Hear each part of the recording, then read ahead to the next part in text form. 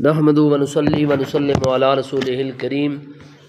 اما بعد فاعوذ باللہ السمیع العلیم من الشیطان الرجیم بسم اللہ الرحمن الرحیم ان اللہ وملائکتہ یصلون علی النبی یا ایھا الذین آمنوا صلوا علیہ وسلموا تسلیما اللہم صلی علی محمد وعلی آل محمد کما صلیت علی ابراہیم وعلی آل ابراہیم انک حمید مجید اللہم بارک علی محمد وعلی آل محمد کما بارکت علی ابراہیم وعلی آل ابراہیم انک حمید مجید۔ اللہ رب العالمین کے حمد و ثنا کے بعد نبی دو عالم فخر مجسم شفیع معظم جناب محمد مصطفیٰ احمد مجتبیٰ صلی اللہ تعالی علیہ وآلہ وسلم کی ذات گرامی کے اوپر ہدیہ درود شریف کا نذرانہ پیش کرنے کے بعد ماہ رمضان المبارک کا پہلا عشرہ جو ہے وہ جاری و ساری ہے جو رحمت ہے، دوسرا عشرہ جو ہے وہ مغفرت ہے، اور تیسرا عشرہ جو ہے وہ جہنم سے آزادی کا ہے، یعنی 10 دن پہلے یہ رحمت ہے اور اگلے جو 10 دن ہوں گے یعنی 11 رمضان المبارک سے لے کر 20 تک وہ مغفرت کے ہیں، اور اس کے بعد جو آخری عشرہ ہوگا وہ جہنم سے آزادی کا ہے۔ نبی دو عالم صلی اللہ علیہ وآلہ وسلم نے ارشاد فرمایا کہ وہ بندہ ہلاک ہو جائے، تباہ و برباد ہو جائے جس کے پاس رمضان آیا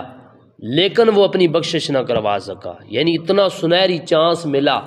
موقع ملا لیکن پھر بھی وہ اپنی بخشش نہ کروا سکا، تو وہ بندہ اس کی ناخواہ کلود ہو جائے۔ کریم آقا رؤوف الرحیم آقا علیہ الصلوۃ والسلام نے بے شمار جگہ پر فرمایا کہ رمضان جو ہے یہ اللہ رب العالمین کا مہینہ ہے، اور اس مہینے کے اندر جو ہے نا بندہ عبادت اور ریاضت کرے، روزہ رکھ کر اپنے رب کی خوشنودی حاصل کرے، اور یہ بات یاد رکھنا روزہ اللہ تعالیٰ کے لیے ہے اور اللہ تبارک و تعالیٰ ہی اس کا اجر قیامت والے دن عطا فرمائے گا۔ تو دوستان جی وقار آپ متعدد مرتبہ یہ سن چکے ہیں کہ نماز کا بے شمار اللہ رب العالمین کے قرآن کریم کے اندر کئی جگہوں پر رب تعالیٰ نے فرمایا واقیم الصلاۃ، نماز قائم کرو۔ یہاں پر لوگ جو ہے نا دوستان جی وقار مسئلے سے یا تو واقف نہیں ہیں یا جان بوجھ کر وہ نماز کو چھوڑ دیتے ہیں۔ دیکھیں نا رمضان کے مہینے میں بھی ہماری مسجد ویسے آباد نہیں ہے کہ جیسے آباد ہونی چاہیے، آدھی صف ہے یعنی پوری صف بھی مکمل نہیں ہے، تو یہ ہماری لا علمی ہے۔ اور بہت سارے ایسے لوگوں کو میں نے دیکھا ہے کہ جو اپنے کام ہو تو وہ دور تک چلے جاتے ہیں، جیسے نماز جنازہ دیکھیں کہاں پر نماز جنازہ تھا ابھی یہ رمضان سے چند دن پہلے، اتنی دور جنازہ، اور وہاں سارے لوگ بوڑھے جوان بچے مائیاں پیڑاں ساری جو ہے نا وہاں پر چلی گئی۔ لیکن دوستان جی وقار فرض عین کی باری آئے تو دیکھ لیں میرے سمیت جو ہے نا یہ کتنے بندے ہیں، یہاں پر تھوڑے سے بندے ہیں، چند بندے ہیں، ان کے بارے میں سخت وعید سنانا چاہتا ہوں آج کہ جو بندے جماعت کو چھوڑتے ہیں ان کے لیے کیا عذاب ہے اور فرمان رسول کیا ہے۔ شاید کہ وہ ڈر جائیں لیکن ڈرنے والی بات ان کے دلوں سے نکال دی گئی ہے، یہ ڈرتے نہیں ہیں۔ اگر ڈر ہوتا ہے ان کو تو یہ اللہ رب العالمین کا گھر ویران نہ کرتے، اور دوستان جی وقار جیسے بھی ممکن ہوتا گھٹنوں کے بال اگر گھسٹ کر آنا ہوتا نا تو تب بھی آ جاتے اگر مسئلہ پتہ ہوتا،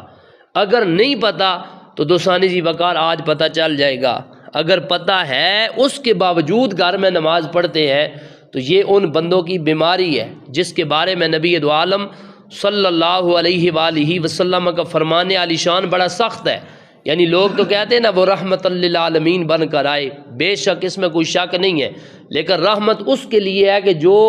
ان کی شریعت کو رحمت سمجھے، تو جو سمجھے ہی نہ ان کی شریعت کو رحمت ہی نہ سمجھے پھر ان کے لیے وہ کیا ہوگا، قیامت والا دن ہوگا تو پھر یہ دیکھنا کہ وہاں پر ترازو جب لگے گا نا تو بندہ دعویٰ کرے گا یہ میرے نبی ہیں، لیکن جب نبی خود فرمائیں گے یہ میرا امتی نہیں ہے تو پھر کیا ہوگا، تو پھر ہمارا تو کچھ نہیں بن سکے گا۔ دوستان جی وقار 2 سوال ہیں اور 2 سوالوں کے جواب جو ہے وہ آپ لوگ سماعت کریں گے۔ پہلا سوال فرمایا جن لوگوں کے گھر پر اذان سنائی دیتی ہے اور وہ لوگ نماز فجر یا عشاء اپنے گھر میں پڑھ لیتے ہیں، ایسے لوگوں کی نمازیں گھر پر بلا عذر شرعی ہوں گی یا نہیں؟ یہ پہلا سوال ہے۔ دوسرا سوال شرعی عذر کیا ہے جن کی بنا پر گھر پر نماز پڑھنا درست اور ٹھیک ہوگا؟ یہ دو سوال ہے۔ یعنی پہلا سوال کہ جو لوگ اپنے گھر پر نماز پڑھتے ہیں، اذان بھی ان کو سنائی دیتی ہے۔ آج کل تو وہ دور رہا نہیں ہے کہ سپیکر نہ ہو، تقریباً سپیکر کی ہماری مسجد کی تقریباً 5 ادھر اور 2 ادھر 7 یونٹیں لگی ہوئی ہیں، لیکن اس کے باوجود اگر ہماری صف بھی مکمل نہ ہو تو یہ بڑے دکھ کی بات ہے۔ یہ جہاں بھی میں جاؤں گا تو انشاءاللہ العزیز آپ کے جامع مسجد انوار مدینہ کا نام لے کر ضرور کہوں گا کہ یار میری ڈیوٹی وہاں پر لگی جہاں صف بھی پوری نہیں ہوتی تھی۔ یعنی اللہ رب العالمین سے اتنی دوری ہو گئی ہے کہ ہم لوگ مسجد میں نہ آئیں۔ پہلا سوال کہ جو گھر میں نماز پڑھتے ہیں، اور دوسرا سوال یہ ہے کہ وہ شرعی عذر کون سے ہیں جن کی بنا پر بندہ گھر پر نماز پڑھے تو وہ درست ہوگا؟ تو آگے جواب سنیے۔ فرمایا کہ حدیث پاک کے اندر آیا، نبی دو عالم صلی اللہ علیہ وآلہ وسلم کا فرمان علی شان ہے، اگر گھروں میں عورتیں اور بچے نہ ہوتے تو میں عشاء کی نماز قائم کرتا اور اپنے نوجوانوں کو حکم دیتا کہ جو کچھ بے نمازیوں کے گھروں میں ہے اسے جلا دے۔ مشکات شریف کی حدیث مبارکہ ہے۔ اور فرمایا کہ گھر پر جو نماز ادا فرماتے ہیں ان کی نماز تو ہو جائے گی، فرمایا جماعت سے نماز پڑھنا واجب ہے۔ جماعت سے نماز پڑھنا کیا ہے جی؟ واجب ہے۔ اور جو واجب کا چھوڑنے والا ہو اس کے بارے میں کیا حکم ہے؟ فرمایا لہٰذا جو لوگ بلا عذر شرعی نمازیں گھر پر پڑھ لیتے ہیں، اگرچہ ان کی نمازیں ہو جاتی ہیں، مگر ایک بار ایسا کرنے والا ترک جماعت کے سبب گنہگار اور مستحق سزا ہے، اور کئی بار یعنی بار بار یہ عمل جو کرتا ہے گھر میں نماز پڑھتا ہے، فرمایا اور کئی بار بلا عذر ترک جماعت کرنے والا فاسق اور مردود الشہادہ ہے۔ یعنی کہ اگر وہ شہادت دے گا تو اس کی شہادت کو قبول نہ کیا جائے گا کہ جو گھر پر نماز پڑھنے والا ہے، جو اللہ کے گھر میں نہیں آتا۔ اور دوسرا فرمایا کہ بغیر شرعی عذر کے جو ایک مرتبہ اگر گھر میں نماز پڑھے تو ٹھیک ہے، رخصت ہے اس کے لیے، جو بار بار ایسا عمل کرے تو فرمایا کہ وہ فاسق بندہ ہے۔ وہ کون بندہ ہے جی؟ فاسق۔ جیسا داڑھی مون بندہ اس کو فاسق کہتے ہیں، یعنی داڑھی حد شرع جو ہے اس سے کم کرانے والا وہ جو ہے نا وہ فاسق ہے، اس کے پیچھے امامت جائز نہیں ہے، اور فاسق مولن ہے وہ بندہ، یعنی ملعون شدہ ہے۔ تو فرمایا اسی طریقہ سے وہ بندہ جو جماعت میں جان بوجھ کر نہیں آتا، جماعت کے ساتھ نماز پڑھنا یہ واجب ہے، فرض کے بعد واجب کا درجہ ہے، اور جو فرض چھوڑے تو وہ بھی گنہگار ہے، جو واجب چھوڑے وہ بھی گنہگار ہے۔ یہ بات یاد رکھنا۔ تو پتہ چل گیا میرے کریم آقا رؤوف الرحیم آقا علیہ الصلوۃ والسلام فرماتے ہیں، حدیث مبارکہ ہے، فرمایا کہ میں عشاء کی نماز قائم کرواتا، کھڑا کرواتا اور اپنے نوجوانوں کو حکم دیتا جو کچھ بے نمازیوں کے گھروں میں ہے اسے جلا دے۔ یعنی جو حاضر نہیں ہوتے تو اس سے تو یہی ثابت ہوتا ہے تو وہ نمازی نہیں ہے۔ اگر نمازی ہوتے تو وہ اللہ کے گھر میں آتے، جیسے حضور علیہ الصلوۃ والسلام کے دور اقدس صلی اللہ علیہ وآلہ وسلم کے اندر یہ سپیکر نہ ہوتے تھے، لیکن بلال حبشی سرکار کو میرے نبی علیہ الصلوۃ والسلام نے اپنا مؤذن فرمایا، اور فرمایا بلال کی آواز سب سے بلند ہے۔ تو میرے کریم آقا نے ایک چبوترا جو ہے نا اس کے اوپر حضرت بلال حبشی سرکار کو کھڑا کر کے اذان کی ڈیوٹی جن کی لگائی حضرت بلال حبشی سرکار ہے، اور اتنا بلند ان کا آواز تھا، جہاں تک آواز جاتی سارے بندے اللہ تبارک و تعالیٰ کی مسجد کے اندر حاضر ہو جاتے۔ لیکن آج حال یہ بنا ہے کہ 8 یونٹیں لگی ہیں اور اتنے دور تک آواز جا رہا ہے، لیکن آنے والا محلے سے اٹھ کر نہیں آ رہا۔ تو پھر کیا ہے یار کہ ہمارے انتظام کرنے میں کمی تو نہیں ہے نا، انتظام تو ہو رہا ہے الحمدللہ، اللہ کے گھر کا انتظام جو ہے نا یہ چل رہا ہے، یعنی آوازیں ہم تک پہنچ رہی ہیں، لیکن اس آواز کا کیا فائدہ جو ہمارے کانوں تک ٹکرائے بھی لیکن پھر بھی ہمارے کان بند ہو جائیں، ہم اللہ کے گھر میں نہ آئے۔ تو پھر ایسے بلاوا اگر دنیا دار کوئی بندہ ہو نا، میں اگر کسی بندے کو بلاؤں یا آپ لوگ مجھے دعوت دیں یا آپ کسی بندے کو بلائیں تو وہ بندہ سن بھی رہا ہو دیکھ بھی رہا ہو تو پھر بھی اگر نہ آئے آپ کو ملنے کے لیے، آپ کی دعوت پر نہ آئے تو آپ اس سے ناراض ہوں گے یا خوش ہوں گے؟ ناراض ہوں گے نا آپ ان سے کہ یار میں نے بلایا بھی ہے تو یہ بندہ میری بات کو نہیں سن رہا، تو اللہ تعالیٰ کا بلاوا 5 مرتبہ آتا ہے یا نہیں آتا؟ حی علی الصلاح کی صدا کس کی ہے؟ رب تعالیٰ کی ہے نا، آؤ نماز کے لیے۔ حی علی الفلاح کس کا بلاوا ہے؟ آؤ فلاح کے لیے اللہ رب العالمین کا بلاوا ہے، لیکن اس کے باوجود ہم حاضر نہیں ہوتے۔ یہ دوستان ذی وقار پہلا سوال تھا کہ جو لوگ بلا شرعی عذر کے گھر میں نماز پڑھتے ہیں ان کی ہو جاتی ہے یا نہیں؟ تو آپ لوگوں نے سن لیا کہ جماعت سے نماز پڑھنا واجب ہے، اور واجب کا تارک جو بندہ ہے یعنی جان بوجھ کر نماز چھوڑنے والا یہ گناہگار ہے۔ دوسرا سوال کہ شرعی عذر کیا ہے، یعنی کہ شریعت کے عذر کیا ہے کہ جو جن کو بندہ معذور کہے یا شرعی عذر والا کہے، اس کے لیے جو ہے نا دوستان ذی وقار یہ نوٹ فرما لے اور یہ یاد رکھ لے کہ شرعی عذر کیا کیا ہے۔ اندھا ہونا یہ شرعی عذر ہے، یعنی اللہ تبارک و تعالیٰ نے ایک بندے کو آنکھیں نہیں دی، یعنی آنکھیں تو ہیں اس میں بینائی نہیں ہے، نظر نہیں آ رہا، اندھا بندہ ہے تو یہ شرعی عذر والا ہے۔ دوسرا فرما ابانج، یعنی کہ جو چل پھر نہ سکتا ہو، یعنی ابانج ہو گیا بندہ، تو یہ بندہ جو ہے نا یہ بھی شرعی عذر والا ہے۔ تیسرا فرمایا کہ اتنا بوڑھا، یعنی کہ جو اتنا بوڑھا ہو چکا ہے کہ جو چل پھر نہیں سکتا، اٹھ نہیں سکتا، خود بخود مسجد میں آ نہیں سکتا، تو یہ بندہ بھی شرعی عذر والا ہے۔ پھر فرمایا وہ بیمار کہ جس کی بیماری اس حد تک پہنچ گئی کہ وہ بستر کے علالت کے اوپر ہے، بستر علالت کے اوپر ہے، یعنی اٹھ نہیں سکتا، خود بخود چل پھر نہیں سکتا، وہ بیمار۔ ہماری طرح کا بیمار نہیں، تھوڑا سا پیٹ میں درد ہوا تو ہم لوگ کہیں کہ جی بہت ڈاڑی بیماری ہے جی، ایک گچھنی نہیں پئی تو میں روزہ بھی چھوڑی دینا، تو اے جناب والا روزہ اگر چھوڑیں گے تو اس کا جو آپ کو فدیہ ادا کرنا پڑے گا، اور یہ بالکل ہٹ درمی ہے کہ بندے کو تھوڑی سی بیماری آئے تو وہ روزہ چھوڑ دے۔ یہ بات یاد رکھنا، رمضان کا ایک روزہ رکھنا اتنی زیادہ فضیلت کا حامل ہے۔ فرمایا کہ غیر رمضان، یعنی روزے گزر جائے نا جب، غیر رمضان ساری زندگی بندہ روزہ رکھے تو وہ ثواب نہیں ملے گا جو رمضان کے اندر ایک روزہ رکھنے کا ثواب ہے۔ تو دوستان ذی وقار فرمایا کہ اتنا بیمار کہ جو بستر علالت کے اوپر ہو وہ بھی شرعی بیمار ہے۔ پھر فرمایا کہ سخت بارش ہو، یعنی سخت بارش سے یہ مراد ہے کہ جب میں نے لوگوں کو دیکھا کہ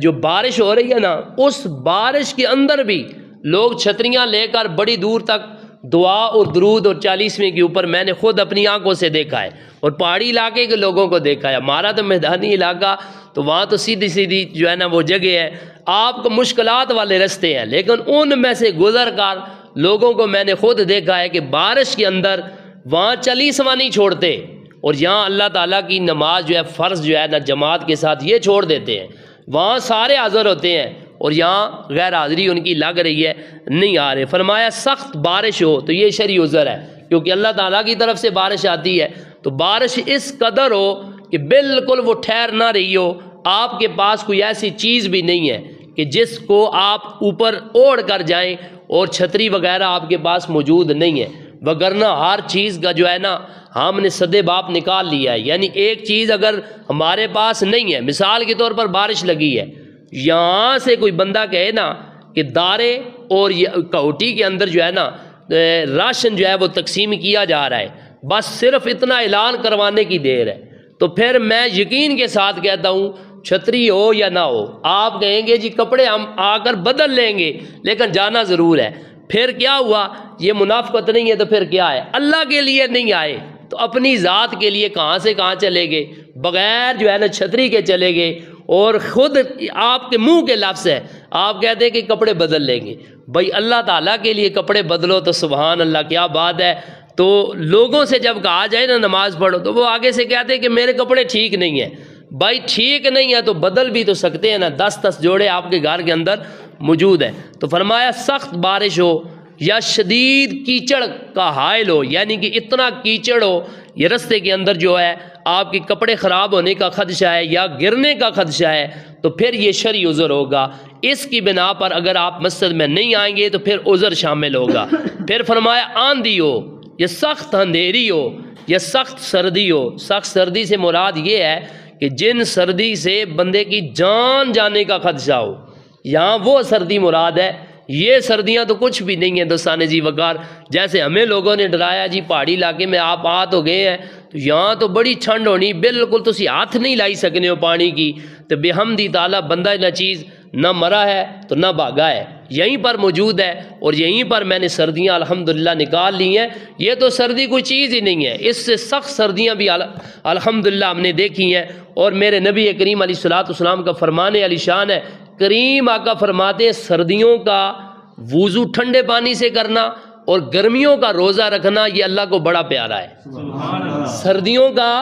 ٹھنڈے پانی کے ساتھ۔ اور میں اللہ کی قسم اٹھا کر کہتا ہوں، کئی دن ایسے بھی آئے ہیں کہ پانی گرم نہ تھا لیکن سخت سردی کے باوجود پانی ٹھنڈا تھا، اس کے باوجود ٹھنڈے پانی سے جو چس آئی نا وضو کرنے کی، وہ گرم پانی سے بھی نہیں آئی۔ جو ایمان والا ہو، جس کا ایمان زندہ ہو نا، جس کا ضمیر زندہ ہو، تو وہ تو یہی کہے گا کہ یار اگر وضو کرتے موت آ گئی تو شہادت کی موت ملے گی۔ لیکن ہماری بیماری کیا ہوتی ہے، ہم کہتے ہیں جی بس سردی بڑی سخت ہے، تو فرمایا کہ سخت سردی یا آندھی ہو تو فرمایا یہ شرعی عذر ہے، اور اس کے بعد فرمایا کہ پاخانہ پیشاب کی شدید حاجت کا ہونا، یعنی بزرگوں کو دیکھا گیا کہ یہ بیماری ان کے اندر پائی جاتی ہے کہ وہ کہتے ہیں کہ ہمیں پیشاب کی جو ہے نا بار بار حاجت ہوتی ہے، وضو نہیں ٹھہرتا، ہم وضو کرتے ہیں تو 1 منٹ کے بعد ہمارے جو ہے وہ قطرے آنا شروع ہو جاتے ہیں پیشاب کے، یا پیشاب کی حاجت ہوتی ہے، تو پھر ہم قاری صاحب اگر مسجد میں آئیں گے تو ظاہری بات ہے وہاں سے وضو کر کے چلے، یہاں آتے ہوئے پھر ہم نے وضو کرنا ہوگا تو جماعت ہماری رہ جائے گی، تو شرعی عذر ہے۔ ان کے علاوہ یہ سارے یہاں پر عذر لکھے ہوئے ہیں، ان کے علاوہ بندہ یہ کہے کہ ہم بڑے دور رہتے ہیں۔ بھائی ایک صحابی رسول تھے جن کا گھر مسجد نبوی شریف سے کافی دور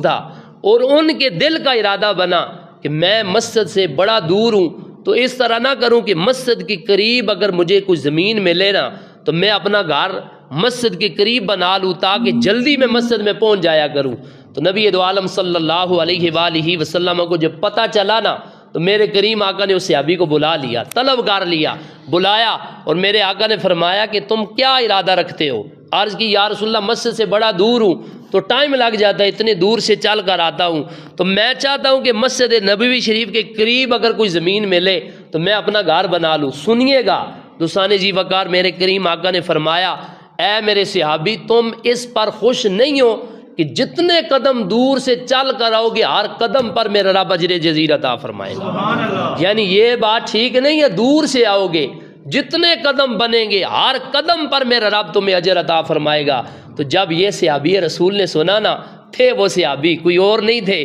اگر ہماری طرح ہوتے نا تو پھر کہتے کہ ٹھیک ہے، لیکن وہ صحابی رسول تھے، وہیں پر اپنا ارادہ ترک فرما دیا۔ انہوں نے کہا میں اس پر راضی ہوں، خوش ہوں کہ میں جتنی دور سے آؤں گا چل کر آؤں گا، جتنے قدم میرے اللہ کے گھر کی طرف اٹھیں گے اتنے قدموں پر میرا اللہ مجھے اجر جزیل عطا فرمائے گا، ثواب عطا فرمائے گا۔ یہ شرعی عذر نہیں ہے جو ہم لوگوں نے بنا لیا، او جی مسجد بڑی دور ہے جی اسی نہ آ سکنے جی، ایڈے دور تو کس طریقے نہ ٹر گیا ہم، اے شرعی عذر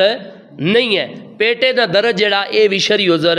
نہیں ہے۔ دوری جو ہے یہ بھی سفر جو ہے نا ہم چل کر جب جائیں گے تو دور ہونے کی مسجد سے، یعنی کہ یہ شرعی عذر نہیں ہے۔ شرعی عذر وہی ہیں جو آپ لوگوں نے سن لیے، اندھا ہونا اور ابانج ہونا، اتنا بوڑھا کہ جو چل پھر نہ سکے، اتنا بیمار جو اٹھ نہ سکے۔ فرمایا سخت بارش ہو، شدید کیچڑ ہو، آندھی ہو، طوفان ہو، سخت سردی ہو تو پخانے کی حاجت ہو، یہ شرعی عذر ہے۔ اگر اس بنا پر کوئی بندہ گھر میں نماز پڑھے تو ان کی نماز ہو جائے گی، وہ بندے گناہگار نہیں ہوں گے۔ اس کے علاوہ ہم اگر ٹھیک ٹھاک ہے، ہٹے کٹے ہے، تو گھر میں مصلی بچھا کر نماز اس لیے پڑھیں کہ جماعت یار بڑی لیٹ ہوتی ہے یا ہمیں جو ہے نا سخت نیند آئی ہوتی ہے تو اس لیے ہم گھر میں نماز پڑھ لیتے ہیں، یہ کوئی عذر نہیں ہے۔ تو دوستان جی وقار، آج کے بیان میں آپ لوگوں نے یہ سماعت کر لیا۔ میرے کریم آقا فرماتے ہیں کہ میں ان گھروں کو جلانے کا حکم دوں کہ جن گھروں میں بے نماز ہوتے ہیں۔ تو پھر اندازہ لگائیے دوستان جی وقار، نماز کو ترک کرنا یہ بہت بڑا گناہ ہے، جرم عظیم ہے، قیامت والے دن اس کے بارے میں آپ کو حساب دینا پڑے گا۔ بغیر شرعی عذر کے گھر میں نماز ادا نہیں ہوتی ہے۔ اگر پھر بھی ہم پڑھیں گے تو دوستان جی وقار ہم کیا ہیں؟ فاسق ہے اور مردود الشہادہ ہیں۔ اگر ہم گواہی دیں گے تو ہماری گواہی قابل قبول نہیں ہوگی۔ اگر پنچایت کا ہمیں فیصل بنا دیا جائے تو ہمارا فیصلہ قابل قبول نہیں ہوگا، کیونکہ نبی دو عالم علیہ الصلوۃ والسلام نے فرمایا دو نمازیں منافقوں کے اوپر بھاری ہیں۔ جب پوچھا گیا سونیا وہ دو نمازیں کون سی ہیں تو میرے کریم آقا نے فرمایا فجر اور عشاء کی دو نمازیں ہیں جو منافقوں کے اوپر بھاری ہیں۔ اگر اس نماز کے اندر آپ لوگوں کو نہ دیکھیں نا تو اس بندے کو بالکل اعلانیہ طور پر کہیں کہ اگر نہ کہیں گے تو یہ آپ جرمدار ہوں گے، کیونکہ جماعت کی تاکید خود نبی دو عالم علیہ الصلوۃ والسلام نے دی ہے کہ فرض نماز اللہ کے گھر میں ادا کرو، بقیہ آپ